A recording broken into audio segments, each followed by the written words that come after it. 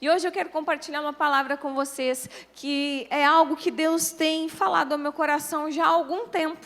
E eu tenho usado isso, tenho usado esta forma de condução da palavra de Deus bastante tempo já, quando nós falamos de aconselhar pessoas. E sempre chegam alguns casos, algumas situações, e eu sempre gosto de fazer uma pergunta: como que você tem alimentado o teu relacionamento? Então vem a queixa: meu casamento não está legal. Como que você tem alimentado o teu casamento?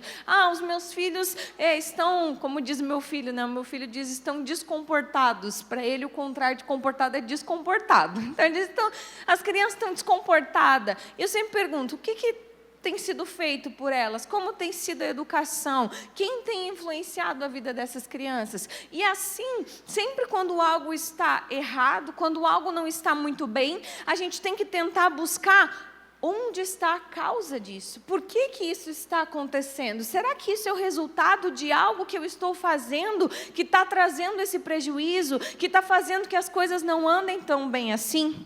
Isso tem sido algo que Deus tem falado cada dia mais ao meu coração, que nós temos que nos preocupar com aquilo que nós estamos plantando, que nós temos que nos preocupar com aquilo que nós estamos nos alimentando, que nós temos que nos preocupar com aquilo que nós estamos deixando de fazer, porque lá na frente, quando nós olharmos para trás, nós temos que ser conscientes que nós plantamos, que nós fizemos e que agora nós estamos colhendo o resultado daquilo que nós fizemos com as nossas vidas. E a nossa vida é uma construção. E agora eu quero te convidar a abrir a tua Bíblia no livro de Jeremias, no capítulo 29, nós vamos ler o versículo 11, que é um texto super conhecido da palavra de Deus. É um texto que possivelmente muitos de vocês já conheceram e que nos fala sobre os planos de Deus para nós. Diz assim comigo: Deus tem um plano para a minha vida. Amém? Jeremias 29:11 diz assim: pois bem sei os planos que tenho para vocês, diz o Senhor, planos de fazê-los prosperar e não de lhes causar dano, planos de dar vida a vocês, esperança e um futuro. Na versão King James, esse futuro é traduzido como o fim esperado, um bom fim. Deus, ele tem um plano, e o plano de Deus para as nossas vidas é um bom plano. Os planos de Deus para nós são planos de bem e não de dano, são planos de bem e não planos de mal. O plano de Deus para nós é um plano de prosperidade, o plano de Deus para nós é um plano de esperança, é um plano de termos um bom futuro, de chegarmos no fim melhor do que começamos a nossa vida. Esse é o plano de Deus. Eu resumi isso com o título da palavra, dizendo que Deus tem um plano de sucesso para os seus filhos. Deus tem um plano de sucesso para todos nós. E eu já quero desmistificar algo que talvez você possa ter ouvido em algum momento na sua vida. Eu já ouvi algumas pessoas dizer assim: não, mas eu vim a essa terra para sofrer. Tem algumas pessoas que vieram para pagar algo, ou alguma coisa assim. Isso não é verdade. A palavra de Deus está dizendo aqui que Deus tem um plano de bem para todas as pessoas. Esse plano de bem, esse plano de termos esperança, de termos um futuro certo, de termos bênção do Senhor, de termos uma vida de sucesso, é para todos nós, não é para alguns. E agora eu quero perguntar especialmente para os papais e mamães: vocês têm bons planos para os seus filhos? Temos, não é? Todo pai tem um bom plano para o seu filho. Antes de nascer, já na barriga, tu já começa a pensar: será que vai ser médico? Será que vai ser um engenheiro? O que vai ser? O que vai construir nessa terra? Eu, quando estava grávida do Levi, eu disse para o Diego: não, vamos colocar um nome bem forte, né? Tem que ser um nome que combine com doutor. Então, doutor Levi Conrado. Não sei se ele vai ser doutor, mas se ele quiser, eu já dei o nome, entendeu? E a gente traça esses planos para os nossos filhos, mas os filhos, eles são obrigados a se alinhar aos nossos planos. Os filhos, eles automaticamente, eles vivem aqueles planos que nós traçamos e desejamos para a vida deles? Não. Assim também são os planos de Deus para nós. Os planos de Deus são planos para nós, e são bons planos, porque se nós que somos pais humanos com a nossa carnalidade temos bons planos para os nossos filhos, imagina Deus, que é um pai perfeito. Ele tem bons planos para todos os seus filhos, porém, os planos de Deus, eles não acontecem de forma automática para a nossa vida. Os planos de Deus, nós precisamos nos alinhar a eles, desejar eles para nossas vidas e trabalhar para que venhamos a viver aquilo que são os planos, que não venham ser apenas planos de Deus, mas que se tornem realidade, que se torne aquilo que nós viveremos lá na frente. Mas para isso acontecer, nós precisamos compreender algumas verdades da palavra de Deus, e nós precisamos compreender que tem a parte de Deus, Ele tem bons planos, Ele tem ótimos planos, mas também tem a nossa parte. Tem aquilo que nós temos que fazer para que esses planos aconteçam, porque Deus não impõe a nós o plano dEle. Nós que precisamos desejar que os planos dEle se tornem realidade nas nossas vidas. O nosso futuro, o tipo de futuro que nós viveremos, não é só definido pelo plano de Deus, mas o tipo de futuro que nós viveremos, ele é baseado pelas nossas decisões. As nossas decisões que vão fazer que nós venhamos a ter um futuro bom. E não são apenas as decisões grandes, mas todas as decisões que nós tomamos, sendo elas pequenas ou grandes, elas influenciam no resultado que nós vamos ter ali na frente. E eu já estava pensando nessa palavra, já estava meditando nessa palavra já há algum tempo antes de estar ministrando ela aqui. E essa semana eu tive uma reunião com um gestor da cidade aqui de Viamão. E ele me falou uma frase que, sabe quando aquela frase faz assim, bum! É o que eu precisava para alinhar a palavra e para trazer algo que realmente você fosse entender aquilo que eu estou querendo dizer. E ele disse assim, eu tenho uma premissa na minha vida, eu tenho uma frase que norteia tudo aquilo que eu vou fazer. E ele disse a seguinte frase, eu sempre quando vou fazer qualquer coisa eu penso, o quanto eu sou responsável por aquilo que eu me queixo. E essa é a questão. O quanto é da nossa responsabilidade os resultados que nós estamos tendo no dia de hoje na nossa vida. O quanto é da nossa responsabilidade mudar as coisas que nós nos queixamos e que nós percebemos que está errado na nossa vida. Porque só se queixar não vai trazer mudança. Só ficar reclamando de todas as coisas não vai trazer mudança. Eu preciso compreender o que está errado, o que não está condizente com os planos de Deus. O que eu estou vivendo que não é isso que eu queria estar vivendo na minha vida. E eu preciso buscar o quanto eu sou responsável por isso. O que eu preciso mudar? Quando isso começou? Qual é a causa para esse resultado que eu estou tendo hoje na minha vida? Nem sempre toda colheita que nós estamos tendo é 100% de responsabilidade nossa. Tem algumas coisas que nós acabamos colhendo na nossa vida, na nossa história, que foram outras pessoas que plantaram. Tem algumas coisas que foi a nossa família, foi os nossos pais ou pessoas próximas a nós. E isso já nos ensina algo. Às vezes as nossas decisões não influenciam apenas o nosso resultado, mas as nossas decisões, elas também influenciam aqueles que estão ao nosso redor.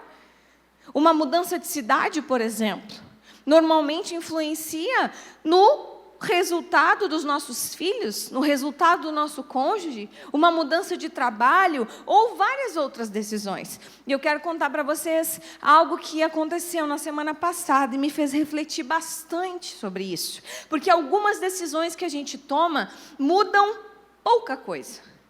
Outras decisões mudam muita coisa. Mas todas as nossas decisões mudam algo. Mudam algo no resultado que nós teremos ali na frente. E o Levi, meu filho mais velho, tem 4 anos, e ele está numa fase das perguntas, né? Então, tudo ele pergunta, por quê? O quê? Como? E às vezes a gente se coloca numa saia justa para responder. E semana passada, acho que foi semana passada, nós estávamos vindo para a igreja de carro, no horário dele ir para a escola, estávamos vindo, e nós paramos em uma sinaleira, e uma mulher, visivelmente com problemas com drogadição, numa crise de abstinência, com o olho parado, sabe? Quando tu percebe que a pessoa realmente está naquela fissura, naquela crise, assim, ela bateu no vidro do carro. Quando eu estava parada na sinaleira, ela bateu no vidro do meu carro e pediu dinheiro. E logo ela bateu no vidro de trás, o Levi estava na cadeirinha, ela bateu no vidro de trás e pediu para ele também. Fez assim. E eu fiz para ela que não. Disse não. E aí logo a sinaleira abriu e eu saí. Porém, nós costumamos normalmente, Diego e eu, a ter sempre uma moeda ou uma nota de R$2 ali para ajudar. Quando tu percebe que a pessoa quer para comida realmente ou está passando por alguma dificuldade, a gente tem que exercer a generosidade. Mas naquele momento estava muito visível que aquela mulher, ela estava naquela fissura que ela queria aquele dinheiro para se drogar mais. E ali, quando eu arranquei o carro, o que o Levi pergunta? Mãe, por que aquela mulher estava assim?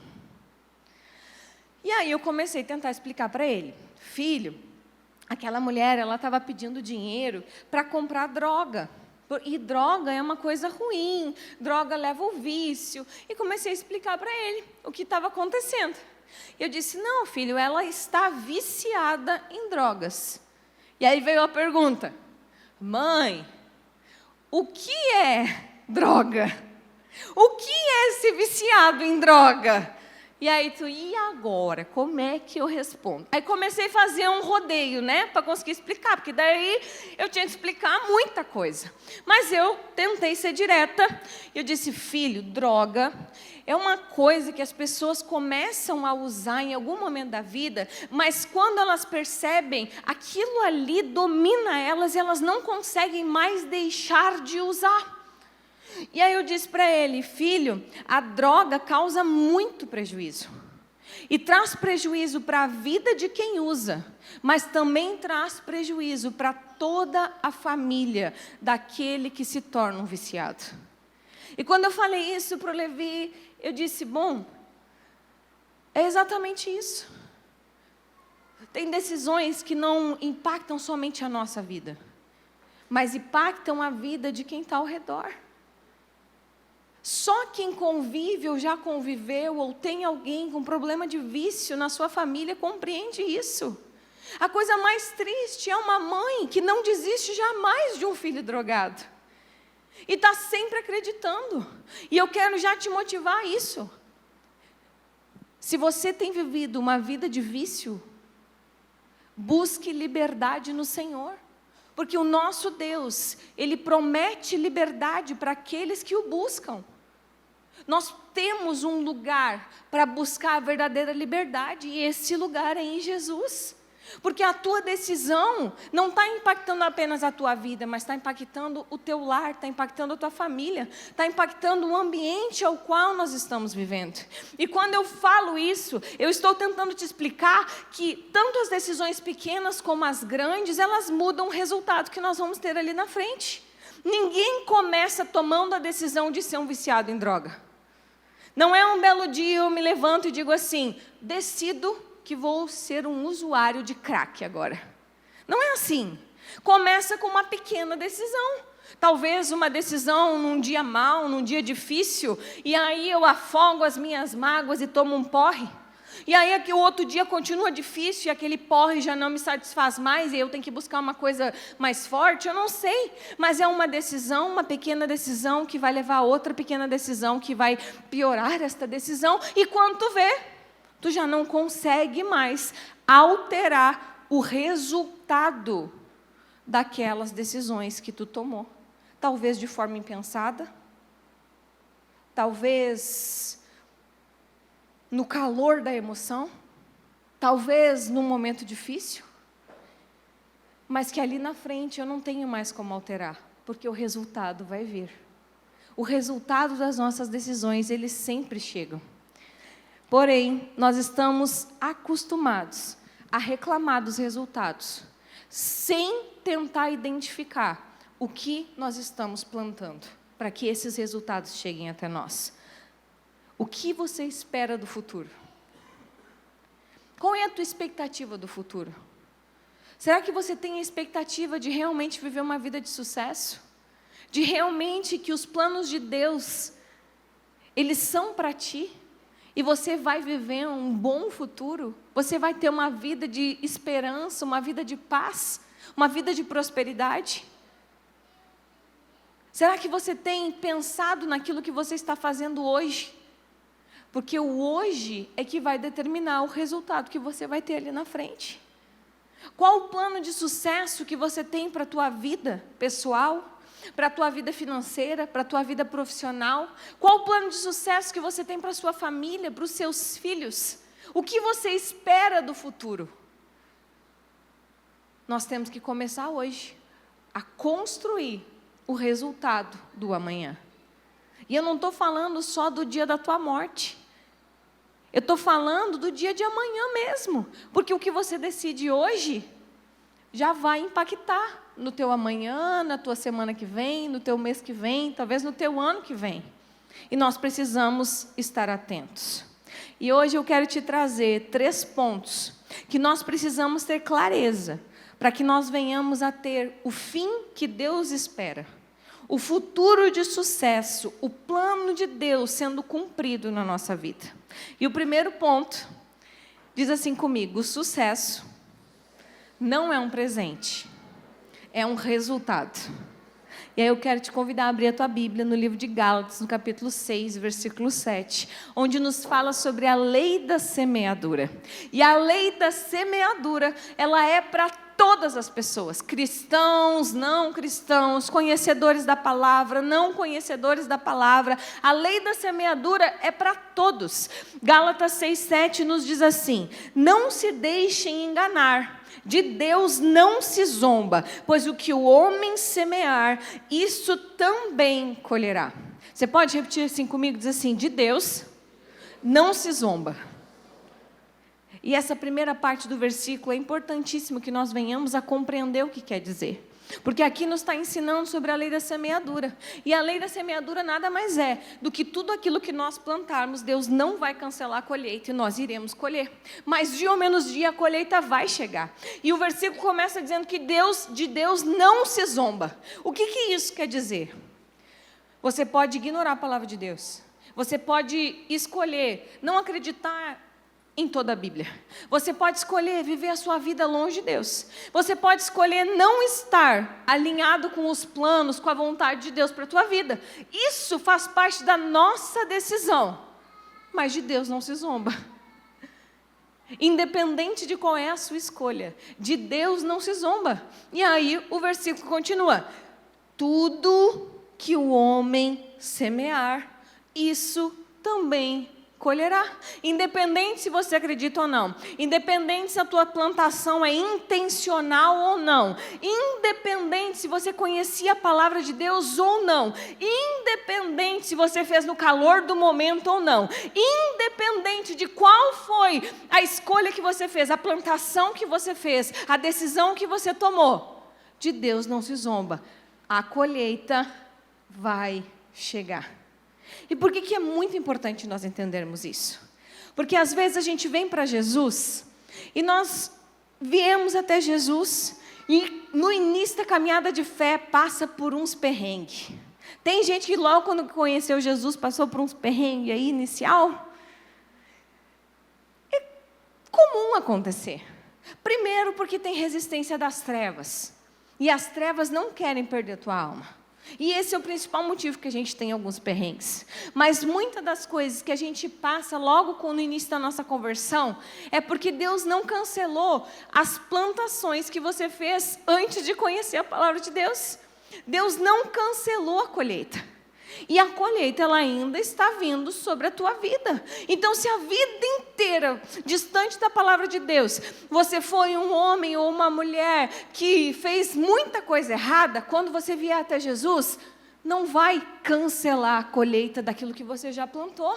Essa colheita ela vai vir ainda sobre a tua vida. E aí você precisa entender: eu estou tendo este resultado no meu casamento, eu estou tendo esse resultado com os meus filhos, eu estou tendo esse resultado no meu trabalho, eu estou tendo esse resultado nas minhas finanças, porque eu já plantei errado. E agora eu preciso parar de nutrir a semente errada que eu plantei e começar a plantar uma nova semente. Uma semente condizente com aquilo que são os princípios do reino de Deus. Se eu quero cancelar o que eu estou colhendo, eu preciso começar uma nova plantação correta, do jeito certo, da maneira certa, com os princípios corretos, com os valores de Deus para todas as áreas da nossa vida. Não dá para esperar um resultado diferente nutrindo as sementes antigas. Não dá para esperar um casamento feliz fazendo tudo exatamente como você fazia antes de conhecer a palavra de Deus. E às vezes nós não compreendemos isso, porque, infelizmente, nós sempre focamos no resultado que queremos e não no que nós temos que fazer para que este resultado aconteça na nossa vida. Quero te dar um exemplo muito simples. É bem normal as pessoas pedirem oração por aquilo que estão vivendo neste momento de suas vidas. Então eu venho e peço oração. Vou trazer um exemplo mais simples, que é mais corriqueiro, né? Pelo meu casamento. O meu casamento está falindo e eu venho e peço oração pelo meu casamento. E Deus é poderoso. Deus é o Deus do impossível. E sim, Ele pode agir através da nossa oração. Porém, Deus vai fazer naquele momento. Mas a partir de agora, o que você vai começar a plantar de diferente nisso? Nós temos que analisar o resultado para conseguirmos perceber o que nós temos que mudar para parar de colher aquilo que nós estamos colhendo. Eu sou educadora física, sou professora de Pilates. Vou te dar um exemplo bem claro para que você compreenda o que eu estou falando. Eu escuto muito queixas de dores, né? Vou te dar um exemplo clássico. Alguém chega no meu estúdio e diz assim: estou com dor no meu joelho. Estou com dor no meu joelho. É o resultado. Tenho aqui uma dor, um problema. Qual é a pergunta que eu, como profissional, vou fazer? Quando isso começou? Desde quando você tem essa dor? Eu faço caminhada, eu corro, enfim, pratico atividade física. E aí, qual é a pergunta que eu vou fazer? Qual o tênis que você usa? Por quê? Porque, às vezes, se eu ajustar o tênis que eu uso, eu não tenho mais dor no meu joelho. Um ajuste que muda o resultado. E se eu te fizer essa mesma pergunta hoje? Qual o resultado você tem colhido na tua vida? O que não está te agradando na tua vida? Qual é o resultado que não tem sido muito legal na tua vida, em todas as áreas? Você consegue perceber? E talvez você me diga: olha só, eu não estou contente com as minhas finanças. Desde quando? O que você tem que mudar na tua semente para que você comece a colher a prosperidade que é plano de Deus para a nossa vida? Eu tenho percebido que na minha vida tudo está estagnado. Nada cresce, nada vai para frente, nada evolui. Este é o resultado. Desde quando isso começou? O que você plantou, ou até mesmo o que você deixou de plantar para que você hoje está colhendo esse resultado? E aí você tem que mudar a semente. Talvez o que você precisa é se profissionalizar. Talvez o que você precisa é assumir algo de maior responsabilidade para mudar a colheita que você vai ter. Deu para entender? Não existe mudança de resultado, mudança de colheita, sem ajuste da semente. Sem ajuste daquilo que eu estou plantando. Quem planta indisciplina, quem planta procrastinação, quem planta desobediência, quem planta preguiça, quem planta medo, quem planta trapaça, espera o que do resultado? Não adianta eu plantar isso e dizer: eu bem sei os planos que tem a meu respeito, Senhor. Os planos de Deus são bons. Os planos de Deus são perfeitos. Os planos de Deus são de prosperidade, de um futuro bom. Mas Ele não cancela aquilo que nós escolhemos plantar na nossa vida. E eu quero te levar agora para o segundo ponto. E aquilo que mais me pega nessa palavra. Aquilo que eu preciso gastar um pouquinho mais de tempo. Diz assim comigo: o que consumimos define quem somos. E quando a gente traz isso para o nosso condicionamento físico, é muito fácil a gente compreender, né? Talvez você já tenha escutado isso aí nas redes sociais. O seu corpo é um reflexo daquilo que você se alimenta. E é verdade. Se nós comermos Mac todo dia, o que nós esperamos da saúde do nosso corpo? E todo mundo sabe que se a gente passar a vida comendo porcaria, lá na frente isso vai dar problema. Todo mundo sabe, né? A gente às vezes tenta esquecer, tenta fingir que não sabe, mas todo mundo sabe. Que se a gente não se movimentar ao longo da nossa vida, quando chegar lá na frente, o nosso corpo vai estar atrofiando e a gente vai ir perdendo o movimento do nosso corpo. A gente vai deixando de ter a plenitude da nossa saúde. Por quê? Porque nós estamos alimentando errado, nutrindo errado o nosso corpo. Porque o nosso corpo é um reflexo daquilo que ele recebe ou daquilo que ele faz.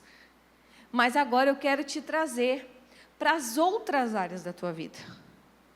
A nossa alma, o nosso espírito, o nosso casamento, as nossas amizades, os nossos filhos, a nossa família, tudo que está ao nosso redor também é um reflexo daquilo que tem recebido como alimento, daquilo que tem consumido. Não adianta eu ter expectativa de uma família feliz fazendo tudo errado. Não adianta eu ter expectativa de um resultado positivo na criação dos meus filhos se eu tenho sido negligente nisso.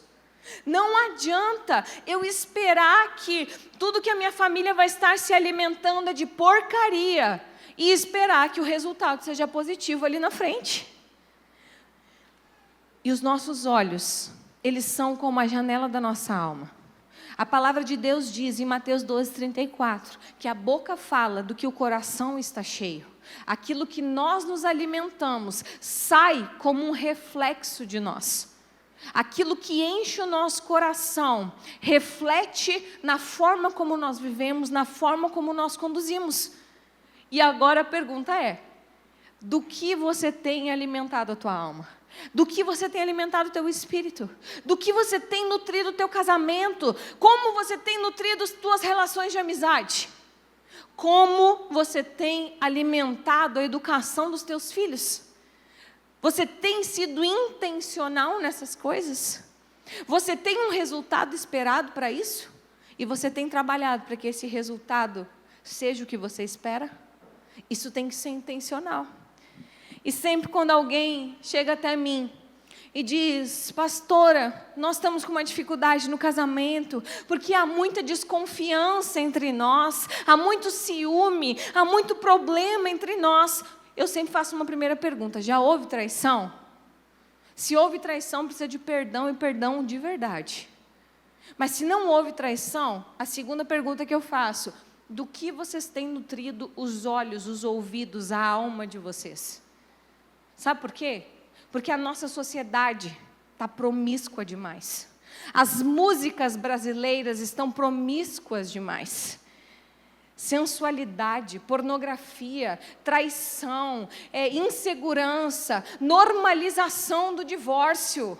E aí o casal cristão, às vezes não tão cristão assim, está com problema nesta área, né, de desconfiança um do outro. E aí eu pergunto: o que vocês têm ouvido no carro de vocês? E aí está lá o sertanejo universitário. Que pescar que nada. E aí está o cara cantando lá: que pescar que nada. E a mulher está pensando: ele vai me enganar. Ele vai me dizer que vai pescar, mas na verdade vai matar a fome. Estão entendendo? O que entra é exteriorizado. Se eu estou alimentando a minha alma com a normalização da traição, o que eu espero que saia da minha alma? Insegurança, medo, não é mesmo? E agora eu quero trazer algo para os jovens, que tem me preocupado bastante. Porque os jovens cristãos têm a palavra de Deus como base para a sua vida. E a palavra de Deus nos fala muito sobre buscar santidade, pureza sexual, pureza no relacionamento de namoro. A palavra de Deus nos traz isso. Busquem ser santos como eu sou santo. Sem santidade ninguém verá a Deus. E nós temos que ter esta consciência. Isso não é só para os jovens, é para todos. Mas isso mais específico para os jovens. Mas aí o que acontece? Os jovens cristãos estão lendo e orando: Senhor, eu quero ser santo como tu. Senhor, eu estou buscando a santidade. Mas aí liga a televisão para ver Netflix com um monte de série que tem sexo explícito, que normaliza o sexo na adolescência. E aí tu espera o quê? Tu está nutrindo a tua alma com falta de santidade, mas tu está orando para Deus te fazer santo. A chance disso dar errado é muito grande. Senhor, eu quero esperar o teu tempo para namorar, mas eu fico vendo dorama e romantizando. Ai, que lindo aqueles caras que sorri e faz plim. Meu bem, isso não existe. Tu está nutrindo a tua alma com uma ilusão. E isso não vai te fazer bem, porque você vai estar exteriorizando aquilo que você está nutrindo a tua alma. A romantização da perfeição existente não existe. Vocês vão ver quando os legendários chegar que homem cheira mal. Se não toma banho, cheira mal. Mas faz parte da hombridade. Que aquele sorriso branco precisa de bastante clareamento para conquistar. E que normalmente a gente pega na planta e a gente constrói o homem que a gente quer. E assim também, da mesma forma, os homens. Mas o que nós estamos nutrindo a nossa alma? E aí vem alguém e diz assim: pastora, o meu filho está descomportado. Como diria o Levi. Meu filho está mal educado. E sim, se nós não fizermos nada para educar os nossos filhos, eles nascem mal educados. Nós precisamos escolher lutar as nossas lutas para educá-los. Mas aí vem alguém e diz: pastor, o meu filho está violento. O meu filho está querendo bater em todo mundo. Pastor, o meu filho está falando palavrão. E eu vou te dizer, aonde que ele aprendeu? Olha, eu tenho certeza que ele não nasceu sabendo falar esses palavrão aí. De algum lugar ele tirou. Pastor, o meu filho está violento, está querendo brigar com todo mundo. Quais são os desenhos que ele está vendo? O que ele está sendo alimentado? Você tem educado o teu filho? Você tem orientado o teu filho? Ou tem sido as telas? E isso tem algo que está me preocupando muito. E hoje eu quero falar contigo sobre isso. As telas têm sido um concorrente desleal. Porque as crianças, elas estão em um processo de formação. E as telas têm roubado o lugar deles serem bem formados. Eu fico muito preocupada quando eu chego na igreja e está a gurizada toda com o celular na mão. Crianças pequenas com o celular na mão. E é claro que eles vão preferir a tela do que qualquer outra coisa, porque nós também preferimos, né? Quem nunca foi ler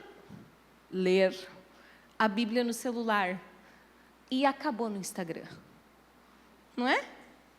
Porque é atrativo. Não sei se acontece com vocês também, mas sabe aquele dia que tu tem um monte de coisa para fazer, daí tu te planeja: não, eu vou fazer isso, aí eu vou limpar, daí eu vou fazer não sei o quê, fazer não sei o quê, e aí faz um plim no teu WhatsApp, tu pega o teu WhatsApp e daqui um pouco tu já está rolando o feed do Instagram, e daqui um pouco tu já está vendo a tua conta do banco, e daqui um pouco tu já está falando no grupo da família, mandando um monte de figurinha. Porque as telas é algo bom. É bom, traz prazer, traz dopamina para nós. Mas agora, para as crianças que estão em processo de formação, infelizmente, muitos pais têm entregue a educação dos seus filhos para outras pessoas, para outros desenhos, para doramas, para filmes, para jogos, estarem os educando. E aí depois, qual é o resultado que você espera? O que você espera colher ali na frente? Filhos estudiosos? Gente, eu me preocupo muito com o futuro. Porque eu acho que daqui a um pouquinho as crianças não vão mais saber ler e escrever. Vão dizer, GPT, estou com preguiça, escreve para mim. Porque se nós que não nascemos com o celular na mão, já temos essa tendência a gente não se cuidar, imagina só as crianças, que são da geração da tecnologia. E eu não sou contra telas. Papais e mamães, não se sintam condenados. De forma nenhuma. Às vezes o desenho, às vezes o celular é a nossa garantia de um banho, né, mamães? Às vezes é a garantia de tu conseguir dar uma respirada no final do dia.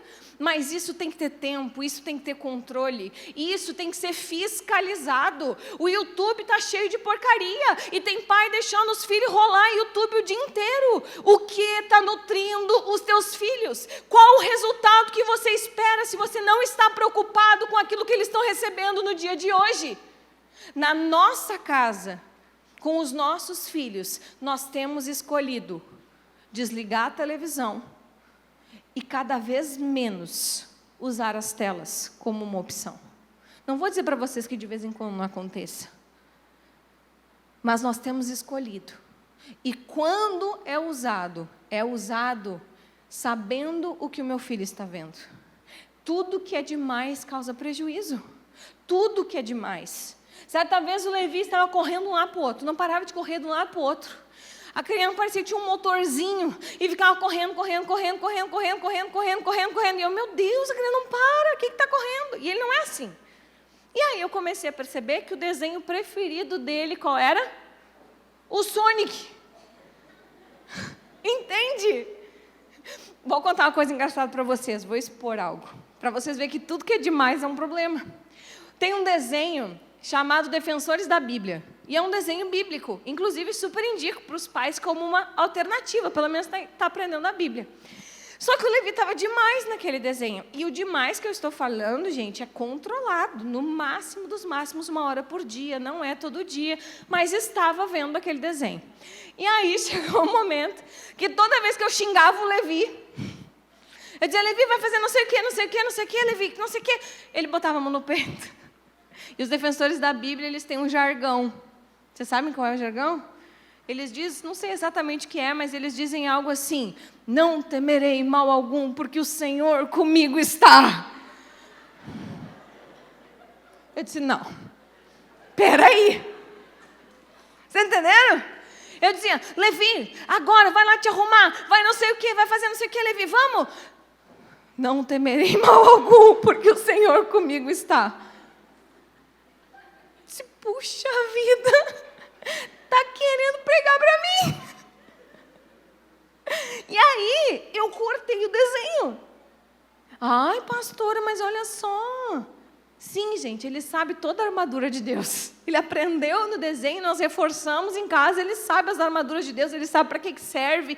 Graças a Deus, não só graças a Deus, mas também a nós e aquilo que nós temos feito. Ele gosta muito de livros, ele convive com livros, então ele gosta muito de livros. Ele vê a gente ler, então ele gosta de ler. Então, graças a Deus por isso. Mas tudo que é demais vai consumindo a inteligência. Certa vez, eu falei para o Levi a seguinte frase. Ele era bem pequenininho, tinha uns 2 anos e meio. Hoje estou expondo ele, depois vocês não contam para ele, né? Eu disse assim, filho, quem fica muito no celular não fica inteligente. Ele tinha uns 2 anos e pouco, ele começou a falar muito cedo. E aí ele via as crianças sempre no celular e ele me pedia. E eu comecei a dizer, filho, quem fica muito no celular não fica inteligente. E realmente eu concordo com isso, gente. Eu estou dizendo para vocês, quem fica muito no celular, as telas roubam o cérebro da gente. A gente está parando de pensar. A gente não sabe mais fazer conta de cabeça, a gente não decora mais número de telefone, a gente nem escreve mais. Está roubando o cérebro. E aí, ele me colocou numa situação bem comprometedora. Logo em seguida, ele aprendeu qual era o contrário de não ficar inteligente. E aí ele chegou num momento que tinha muitas crianças, com muitos celulares na mão, com todos os pais junto, e ele gritou lá do outro lado: "Ô mãe, né que quem fica muito no celular fica burro?" E eu, não é bem assim, né? Estou contando isso para que você se lembre disso, para que você se lembre desse extremo. Não estou dizendo que não pode usar, estou dizendo que tem que ter cuidado. E você concorda comigo? Que quem fica só no celular deixa de ler um bom livro? Que quem fica só no celular não aproveita o tempo em família que precisa? Você concorda comigo que as famílias têm conversado cada vez menos? Conversam mais pelo WhatsApp do que presencialmente? Você concorda comigo que é muito bom sentar na mesa, olhar no olho um no outro e conversar, mas que isso tem se perdido na sociedade? Você concorda comigo que a gente tem estudado muito pouco e ficado muito tempo nas redes sociais? Você concorda comigo que nós temos gasto muito tempo com coisas que não edificam e pouco tempo com coisas que realmente constroem resultados que nós esperamos na nossa vida ali na frente?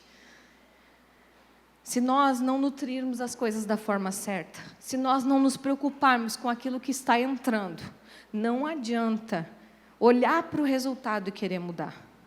Nós estamos vivendo em uma sociedade extremista, que está com foco total no resultado, que faz campanha contra a gravidez na adolescência, mas que sensualiza as crianças desde pequenininha. Gente, o que é o funk? O que são as letras dessas músicas? É bagaceirice. É completamente distante daquilo que são os princípios e valores do reino de Deus. E ainda tem cristão que me pergunta: pode ouvir música do mundo? Pode. Se tu quer nutrir a tua alma com aquilo que não condiz com a palavra de Deus, tu pode. Mas não reclama do resultado que tu vai ter. Porque você vai externalizar aquilo que você alimentar a tua alma. Como você tem nutrido o teu casamento? Amor, respeito, carinho, dedicação, conversa ou briga, desrespeito? A coisa mais triste que tem num casamento é quando se perde o respeito. Porque daí precisa dizer: eu preciso matar essa semente de desrespeito aqui. E eu preciso agora começar a plantar o respeito dentro do meu lar. Se você perdeu o respeito dentro do teu casamento, se vocês têm se ofendido, se vocês têm brigado o tempo inteiro, te preocupa com a semente que você está plantando. Te preocupa que você está aguando a semente que não provém do reino de Deus, e agora você precisa mudar isso. Comece a mudar, seja consciente. Eu quero um casamento feliz, eu quero uma família feliz, então eu preciso começar a plantar aquilo que são princípios do reino de Deus, e não mais aquilo que são os princípios do reino das trevas. Não vos conformeis com os padrões deste mundo. Sejam transformados pela renovação da sua mente. Enche a tua mente com a palavra de Deus e começa a colocar em prática essas sementes, que depois o resultado vai mudar ali na frente. Deus tem planos de sucesso para mim e para você. Deus tem plano de sucesso para o teu relacionamento. Mas você precisa fazer as escolhas certas. Você precisa tomar as decisões certas. Se você não sabe o que decidir, pergunta para Deus. Se você está em dúvida, busca conselho primeiro na palavra, depois busca conselho nos líderes, nos irmãos mais velhos em Cristo, que vão poder te ajudar naquilo que você não sabe decidir. Mas se você decidir por si mesmo, não espere um resultado diferente daquilo que você está plantando. Quero tocar mais em um assunto.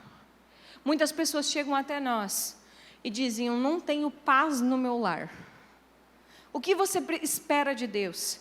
Eu espero ter paz na minha família, eu espero ter paz no meu interior, eu espero ter paz com os meus filhos, paz com o meu casamento. Como você tem buscado paz? Eu já vi gente dentro da igreja, no culto, vendo no celular filmes de terror. Filme de terror alimenta a tua alma com medo, não com paz. Ah, mas eu não posso. Depende do resultado que você quer ter. Filmes de violência constantemente, o que você espera que vai sair de você? Briga o tempo inteiro, gritaria dentro da tua casa, e depois diz: o meu filho está ansioso. Ai, meu filho está muito ansioso, eu não sei o que está acontecendo. Ele está com medo. Ele está refletindo aquilo que tem sido as brigas do teu casamento. Você precisa mudar o teu casamento para refletir no teu filho. Você precisa mudar essa semente de contenda que está tendo dentro do teu lar, para que mude o resultado no comportamento do teu filho. Não se busca paz se alimentando de tragédia. Não se busca paz se alimentando de medo. Se busca paz se alimentando e se nutrindo da palavra de Deus. E o terceiro ponto que eu quero trazer nessa noite, diz assim comigo: o que deixamos de fazer também está construindo algo. O livro de Tiago, no capítulo 4, versículo 7, diz assim: aquele que sabe fazer o bem e não faz, comete pecado. Aquilo que nós deixamos de fazer também pode ser pecado. Aquilo que nós deixamos de fazer também está produzindo resultados ao longo do tempo. Negligência, omissão, comodismo, procrastinação, preguiça, isso também produz resultado. Ou melhor, não produz. E a gente também se queixa. Eu escuto muita gente contar de coisas de que se arrepende de não ter feito. Você se arrepende de coisas que você não fez? Eu tenho alguns arrependimentos. Uma das coisas que eu me arrependo é não ter aproveitado mais a minha juventude e adolescência cristã para ter estudado mais a palavra de Deus. Porque eu tinha tempo, coisa que hoje está mais escasso. Eu me arrependo de não ter mergulhado em aprender mais sobre a palavra de Deus. É um arrependimento de algo que eu não fiz, que hoje produziu um resultado na minha vida. Eu preciso me dedicar mais para aprender a palavra de Deus. Entende? Só que os planos de Deus, eles continuam sendo os mesmos. E talvez tem coisas que você vai ter que começar a fazer hoje, que você deixou de fazer em algum momento, mas que você ainda pode começar, para você ter o resultado que você espera. Nunca é tarde para começar a desejar os planos de sucesso de Deus para a tua vida. Nunca é tarde. Não acha: eu me arrependo de não ter estudado quando eu era mais novo. Dá tempo ainda, começa a estudar hoje, você não morreu. O plano de Deus continua sendo plano de prosperidade, continua sendo plano de bênção para a tua vida. Eu me arrependo porque eu sempre quis empreender, eu sempre quis abrir o meu próprio negócio e nunca comecei. Dá tempo ainda. Começa a construir isso, começa a construir esse futuro que você deseja, que você almeja. Busque isso em Deus. Deus tem planos bons para a sua vida. Só que em algum momento nós temos que começar. E se nós ficarmos dando desculpa, nós vamos ficar colhendo os resultados da desculpa que nós damos ao longo da nossa vida. Vou contar para vocês uma história de uma menina que veio me pedir um conselho, uma mulher casada, já com seus 30 anos, um filho de uns 7, 8 anos mais ou menos, e ela veio até mim da seguinte forma: Estamos passando por um perrengue financeiro, eu e meu marido. Eu não trabalho desde que o meu filho nasceu, e tudo bem, não estou de forma nenhuma dizendo que isso é errado, é uma escolha e é uma boa escolha. Se você decide criar os seus filhos, é uma ótima escolha, de forma nenhuma isso vai te trazer prejuízo no futuro, porque você vai estar investindo o teu tempo no teu filho. Mas neste caso, ela veio me dizer, e eu agora preciso trabalhar, eu fui em busca de emprego, e todos os empregos que apareceram para mim são empregos que eu vou receber apenas um salário mínimo. E ela disse, daí eu fiz as contas e não vale a pena. Por quê? Porque eu vou ter que pagar uma escolinha, e eu vou ter que pagar a van para o meu filho, e o que vai me sobrar no final do mês é 500, 600 reais apenas. Então não vale a pena. E eu nem vou falar de Bolsa Família, tá? E o que eu disse para ela naquele momento? Eu disse, meu bem, vale a pena. Porque em algum momento você vai ter que começar. Se você não começar a plantação, o resultado vai ser sempre o mesmo. Você tem duas alternativas, eu disse para ela. Ou você escolhe não pegar este emprego de salário mínimo agora, mas usar o tempo que você tem para te profissionalizar, para ali na frente você ter a oportunidade de um emprego melhor. Ou você escolhe pegar esse emprego, mesmo que sobe 600 reais para você, porque já é mais do que tu ganha. Então é 600 reais, já é mais do que tu ganha. E aí tu escolhe fazer isso, pega esse emprego e você faz o a mais, você se dedica, você trabalha para que novas oportunidades apareçam, para que você possa crescer. Em algum momento nós temos que começar a plantação certa. Em algum momento nós temos que dar start e dizer, eu tenho consciência do plano de sucesso que Deus tem para mim e eu vou fazer aquilo que é a minha parte nesse plano. Tem muita igreja cheia de crente sonhador, que fica só no campo do sonho. Idealiza um monte de coisa, mas não faz nada. Diz assim comigo, o plano de sucesso de Deus é Ele mais eu. Esse é o plano de sucesso de Deus. Deus nos dá sonhos, projetos. Deus nos dá visões, nos dá expectativa de resultados. Nós temos que traçar o plano e dizer, Senhor, vem comigo, porque sozinho eu não consigo, mas eu quero viver os planos que o Senhor tem para a minha vida. Amém? Então, os 3 pontos que eu tenho para você hoje é o seguinte: o sucesso não é um presente, é um resultado. O que consumimos define quem somos. E o que deixamos de fazer também está construindo algo. E para concluir, quero te convidar a abrir a tua Bíblia no livro de 1 Coríntios, capítulo 2, versículo 9. 1 Coríntios 2, 9. Que você tome esse texto para você nessa noite. Que você entenda que Deus está falando contigo. Talvez você está buscando motivação para fazer algo diferente. A palavra motivação é o motivo para a ação. O motivo que você precisa para agir é saber qual é o resultado que você espera da vida que você está levando. Se você não tem uma expectativa de um bom resultado, você precisa tomar a palavra de Deus como verdade da sua existência. 1 Coríntios 2,9 diz assim: olho nenhum viu, ouvido nenhum ouviu, mente nenhuma imaginou o que Deus preparou para aqueles que o amam. Você ama Deus? Então esse texto é para você. Você não imagina o quão grandioso é o plano que Deus tem para você. Deus tem um belo plano para todos nós. Mas não entenda sucesso como conquistas financeiras. Não é isso que eu estou falando sobre plano de sucesso. Entenda sucesso como construção de algo bonito. Entenda sucesso como estar alinhado àquilo que é a vontade de Deus para as nossas vidas. Entenda sucesso olhando para a tua família e vendo uma família feliz.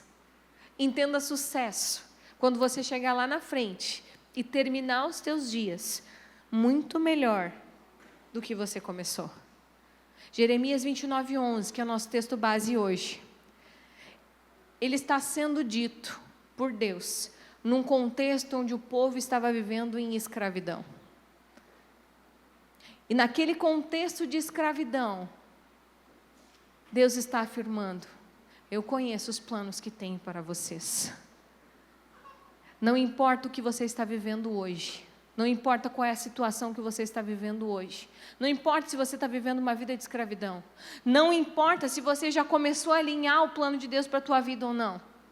O que Deus tem para você neste tempo, o que Deus tem para a tua vida, são planos de te fazer bem. São planos de um futuro muito melhor do que você tem vivido hoje. São planos que o teu final vai ser muito melhor do que o teu começo.